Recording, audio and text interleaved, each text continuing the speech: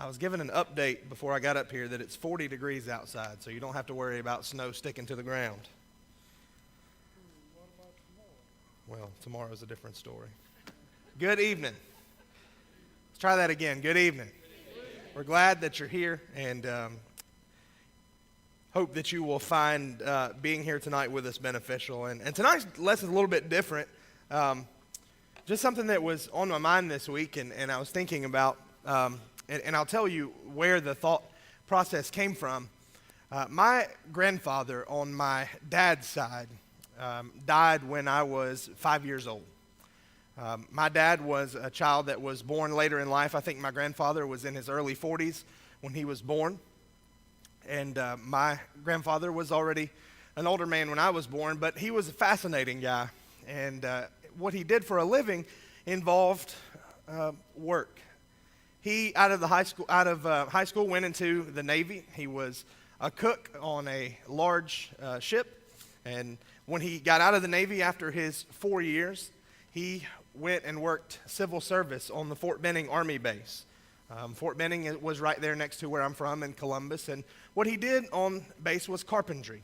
Whenever something needed to be done, woodworking, he was the one that was in charge of it. And one of the neat stories that I've always heard about him, and actually it's funny, Butch probably knows him better than I did. He was the preacher where my grandfather went to church for a few years in Columbus. But one of the things that he got to do was when they filmed the movie The Green Berets with John Wayne, they filmed it there on Fort Benning, and my grandfather got to build a lot of the props for that. And when I was a kid as well, my dad, some of those things were inherited to him, and he would build and work on projects. My job as a young man was the holder of the flashlight. Whenever he would be working on something, I'd hold the flashlight, and I got really good at it for a while. But one of the things that I regret in my life is that I never developed that skill and wasn't very talented. So one of the things that I've sort of made as a resolution for this year is start getting better at building things. And so this week, I undertook a project. Mark Johnston, we were talking several months ago about this idea that I saw of all places on Pinterest. And let me just dispel this rumor. Men can be on Pinterest. There's lots of cool, very manly things to do, and you can go and find your projects on Pinterest. Also, if you like to eat, there's lots of good recipes on there. So I saw this project where you take a ladder and you turn it into a bookshelf. So Mark said he had an old wooden ladder that he wouldn't mind parting with. So I came up with this idea, and Chase wrote about this in the bulletin. He got roped into this, and Quentin Holloway got roped into this project as well. And so what I wanted to do was make this bookcase, and I had this vision of what it was going to look like. So I was talking to Quentin about it, and Quentin said, well, why don't you bring it up here and we'll take a look at it. And so if you ever have a project and you think you have a vision, take it to an engineer, and he will tell you whether that's a plausible vision or not. So he said, well, why don't we do it this way, and why don't you do it this way? And finally he said, you know what, just go get the wood and bring it up to my house, and we'll build it. So on Thursday, we undertook this project. We took this old ladder, and we turned it into a bookshelf. And that top piece of wood is not going to be there. It's just sitting there. And we're going to take and either stain or paint those shelves, and that little bookcase will be in my office.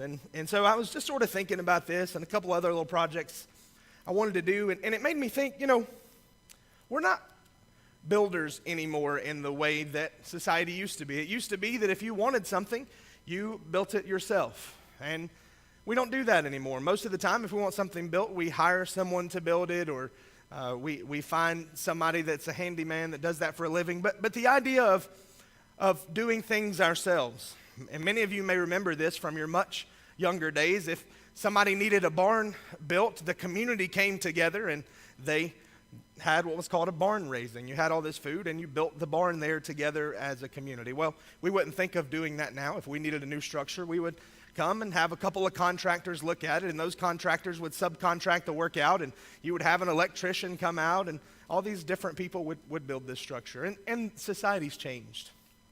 But it made me start thinking about how good it feels to build something yourself.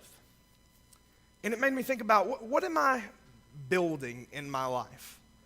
And certainly we're building our own things. We're building our families. We're building our legacy. We're building all these things. But God has given us the task of building His church. And I wonder how dedicated we are to that work.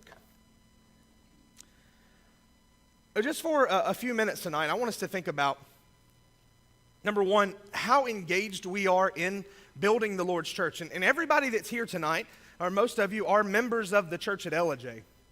And I wonder how much of this we're doing, how much of the hard work, how much labor, how much effort, how many trials am I going through to make sure that this church is built like it's supposed to be?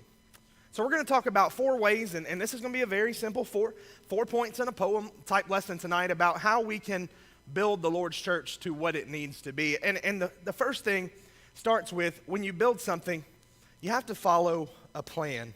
You have to follow a plan. And many of you may remember this word from growing up in the church. There's always a pattern for everything. A lot of people have gotten frustrated with the Church of Christ for this pattern theology that we've held for all these years. Well, the church shouldn't have a pattern, but if you go and you look at God's word, everything has and still has a pattern. Just think about some of these examples for a few minutes, if you would. And you don't have to turn to this passage, but in Genesis chapter 6 and Genesis chapter 7, God gave Noah specific instructions, a specific pattern to follow to build his ark. Noah knew what kind of materials he needed to use. He knew what the dimensions of this boat were supposed to be. He even knew who was supposed to go in the boat and what animals were supposed to go. God gave him specific instructions. He did not have any questions about the pattern to follow.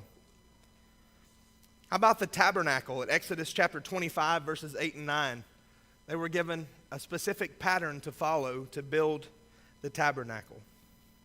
How about the building of the temple in 1 Chronicles chapter 28, verses 11 through 19? There were no questions about what the dimensions were supposed to be or where people could go or what was supposed to be where. They were giving specific instructions. In Joshua chapter 6, the walls of Jericho, they were given a way to go around, how many times they were supposed to march around and what they were supposed to do to make sure that those walls fell. One of the good stories in the Old Testament, 2 Kings chapter 5 and the first 14 verses about how Naaman was supposed to be cleansed from his leprosy. And we could go and look at all these stories about where God gave people a specific pattern to follow. And patterns are good. And I want you to understand, a lot of times there's all these questions about which church do I choose? And I want to say this in the most loving way. Christianity in our culture has been watered down to mean something that it's not. To be a Christian has a very specific definition, but we've thrown it around to say, well, anybody who kind of believes in Jehovah God can be a Christian. Well, that's not what it means to be a Christian. It's kind of like, and I have some examples here, how we call all facial tissue Kleenex, or how any gelatin dessert is Jell-O, or any clear sticky tape is Scotch tape, or any adhesive bandage is a Band-Aid, or if you're like we are in the South, any carbonated drink is called what?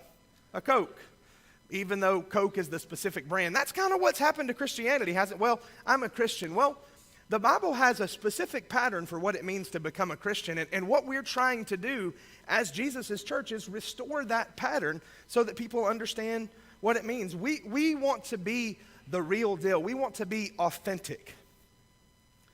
Every painting is not a Rembrandt. Every drawing is not the original from the artist that drew it. Reproductions are worthless compared to the originals. So what we want to do as New Testament Christians, this is what the restoration plea has been for 200 plus years that it's been around, is that we can get back to following the original pattern. Not the culture that we've set forth, the original pattern of what the Bible had to offer. That's what we want to be. And there's strict admonition in the Bible about following that pattern. This is not anything you haven't read before, but I want to look at 2 New Testament passages. Romans chapter 6 is where we'll start.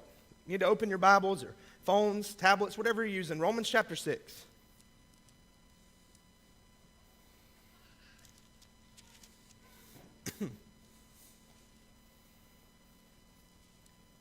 Romans chapter 6, starting in verse 17.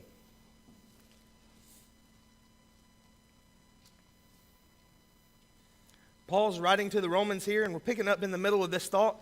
But in Romans 6:17, he says, "But God be thanked that though you were slaves of sin, yet you obeyed from the heart that form of doctrine to which you were delivered. And having been set free from sin, you became slaves of righteousness." That Greek word that's translated there, form, it's found in the New Testament 16 times. And it means pattern, form, type, example, manner, model, or figure. In one place, it's used as print or imprint. That's a pretty simple word to understand, that it's an example to be followed, a pattern, a form, a type, a manner, a model, a figure. That's what it's supposed to be. I think even stronger than that language in Romans 6 is Galatians chapter 1. Galatians chapter 1, starting in verse 6.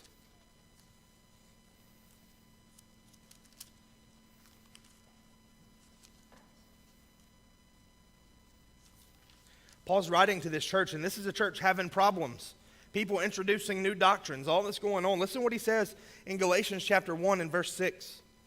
I mean, he could be writing this part of the letter to the church in America in the 21st century. Listen. He says, "I marvel that you're turning away so soon from him who called you in the grace of Christ to a different gospel, which is not another, but there are some who trouble you and want to pervert the gospel of Christ.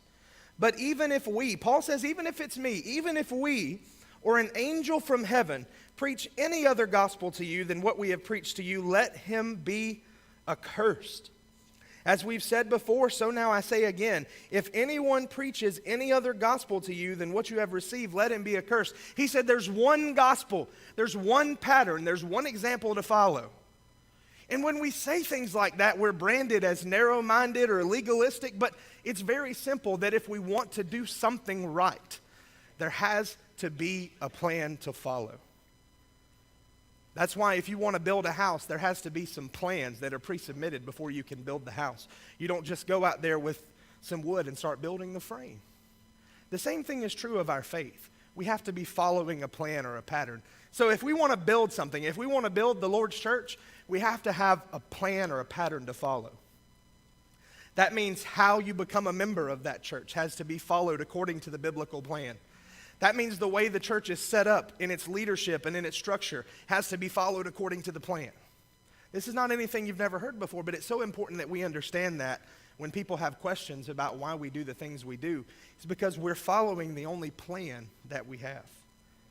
We're building a church, we need to follow a plan. Secondly, we need to use the right materials. Use the right materials. I went up to Quentin's to start working on this project. He has a very fancy saw, dual bevel miter saw. Was it 12 inches, 14 inches maybe, Quentin? How many is it? 12-inch double bevel miter saw. I've been scouting them out to buy one for myself. So we take the wood and we set it in there, and I watched Quentin do it the first time, and he pulled the trigger on that thing, and zzz, one incision it was made. So of course I said, "Hey Quentin, can I use the saw for the rest of the time?" And he reluctantly let me do it, and I still have all my fingers. So, but you have to be using the right materials. You have to have the right tools. You have to use the right kind of wood. You have to use the right kind of screws. You have to put the screws in the right place so that they don't break the wood, but that's another discussion for another time. You have to be using the right materials. Well, the same thing is true spiritually, right? Turn over to Matthew 7. Matthew chapter 7. If you're like me and you grew up going to Vacation Bible School, this is one of the first passages that you learned.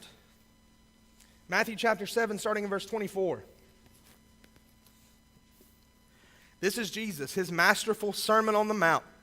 Matthew 7:24. He says, "Therefore, whoever hears these sayings of mine and does them, I will liken him to a wise man who built his house on the rock. And the rain descended, and the floods came, and the winds blew and beat on that house, and it did not fall, for it was founded on the rock.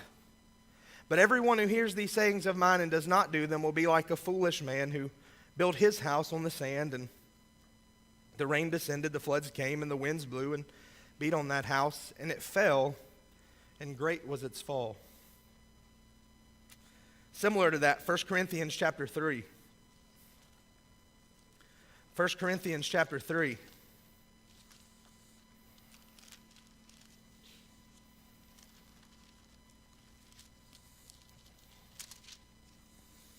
Paul is writing to this church at Corinth, which is a church that he founded. So when he calls himself the father of this church in chapter 2, he's not saying that he's Christ. He's saying that he was the one that helped start this church, this congregation of the Lord's church. And in verse 9, listen to what he says, 1 Corinthians 3 and verse 9. For we are God's fellow workers. You are God's field. You are God's building. He's talking about the church now, that it's God's building. Well, how did God build his building? Let's see what he says. According to the grace of God which was given to me as a wise master builder, he's saying he's the one that helped found it, I have laid the foundation and another builds on it. He's likely talking about preachers that had come into Corinth, right? But he says, let each one take heed how he builds on it. For no other foundation can anyone lay than that which is laid, which is Jesus Christ. So that's where we have to start. The foundation of what we're building. What is the foundation of our church? If our foundation is popular culture, if our foundation is how do we draw in the most people and get us the most attention, or if our foundation is anything other than the gospel of Christ, then our building is not going to stand. We've been talking about different churches and how they're founded. And Butch shared a statistic with us in one of our meetings about these community churches that are popping up. What was the average life of the community church? 5 years. Those churches last and then they're gone. Because their foundation is not the truth of Jesus Christ. Starting with the foundation. Frank Lloyd Wright was given the challenge of building the Imperial Hotel in Tokyo. Tokyo is one of the most earthquake-prone cities in the whole world. They have earthquakes all the time. So he decided that he could build a solid foundation and float it on a 60-foot layer of soft mud that's under the hotel. It was going to act as a shock absorber, that mud. So right after the hotel was built, the strongest earthquake that had hit Tokyo in 52 years came, and every building around that hotel fell to rubble. But that building stood tall and remained because he knew how to build. The Leaning Tower of Pisa in Italy, if you go and see that, the foundation, I think they said, is something like 10 feet deep. It was not built where it's structurally sound. So it moves every single year, and eventually it'll fall over onto the building next to it. You take those buildings and you compare them, this Imperial Hotel that was built with wisdom and the right kind of foundation versus this building where no planning or thought was put into it, and we see which one is going to last. Well, the same thing is true spiritually. It matters what the foundation is. But let's keep reading, and we're going to talk about more than the foundation. Verse 12. Now, if anyone builds on this foundation, so we're talking about building the building up, right? If anyone builds on this foundation with gold or silver or precious stones, so there's three things that are solid, right? These are the materials you would want to use, these things that would last, so that if a fire came, they wouldn't be burned up. They would withstand the heat of the fire. Or, here's three more, wood, hay, or straw. Some versions may say stubble. So if the wood or the hay or the straw is used, that's going to be burned up. He says each one's work will become clear. For the day, he's talking about the day of judgment, capital D, will declare it because it will be revealed by fire, and the fire will test each one's work of what sort it is. If anyone's work which he has built on it endures, he will receive a reward. That means if we've built on the foundation by teaching the truth with the precious stones that can survive fire, the truth, the gospel message that's been defended, that penetrates the hearts of men. If that's what our teaching is, then that's going to survive. But listen to the rest of this. But if anyone's work is burned, he will suffer loss. But he himself will be saved, yet so as through fire. That's disheartening. I want you to realize that a lot of these people that teach things that are false, maybe they're well-intentioned.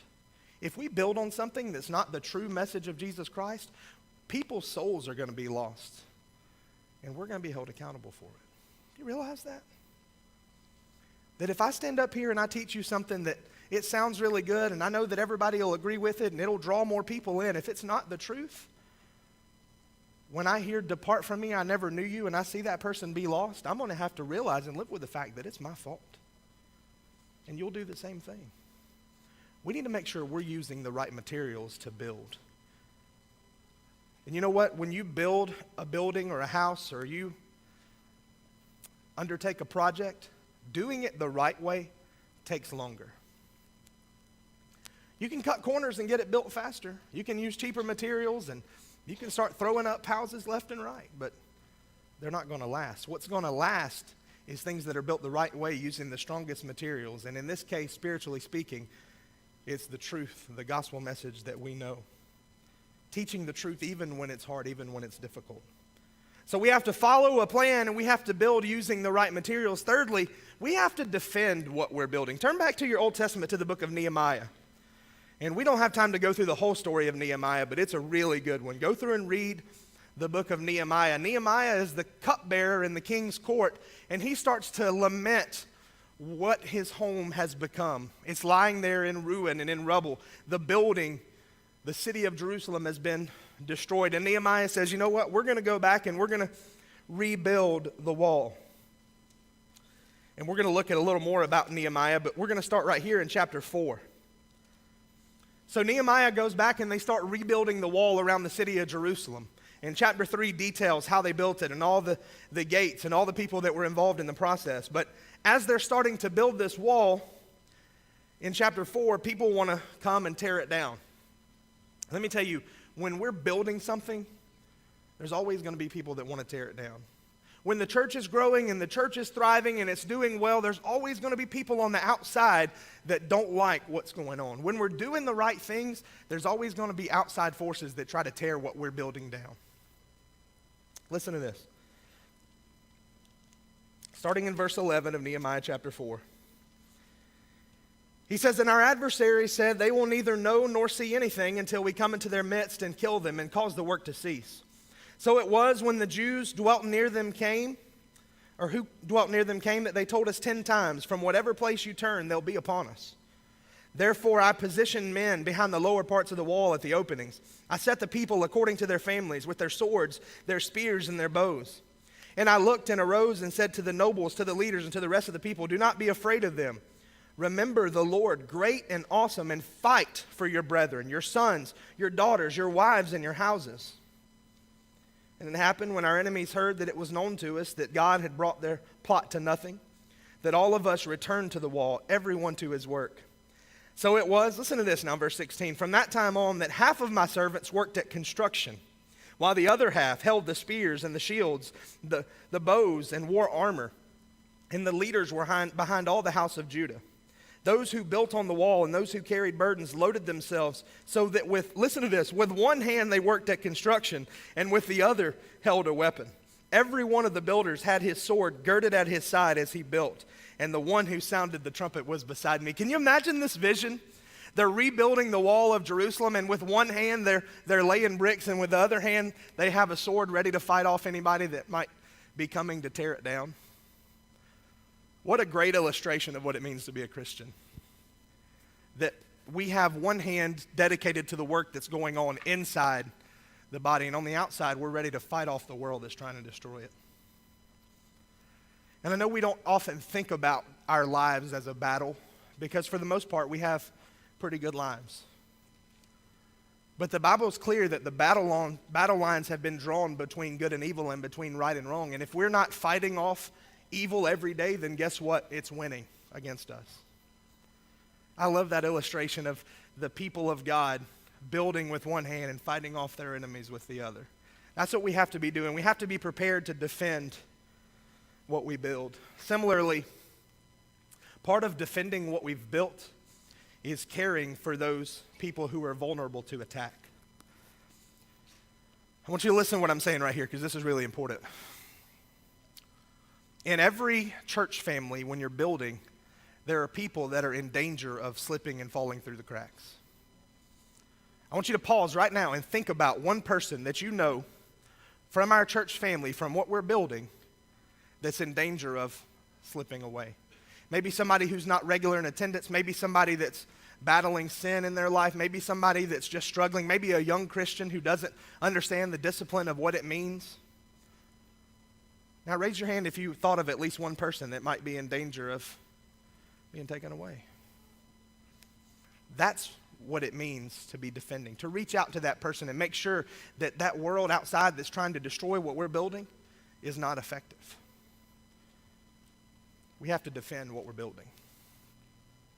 So we got to follow a plan. We've got to use the right materials. We've got to defend what we build. And then finally, this is pretty simple, but we've got to work hard. Staying in Nehemiah, turn back over to chapter 2. There's two key phrases in the book of Nehemiah, and you've probably heard these if you've been a Bible student. Nehemiah chapter 2, verse 18.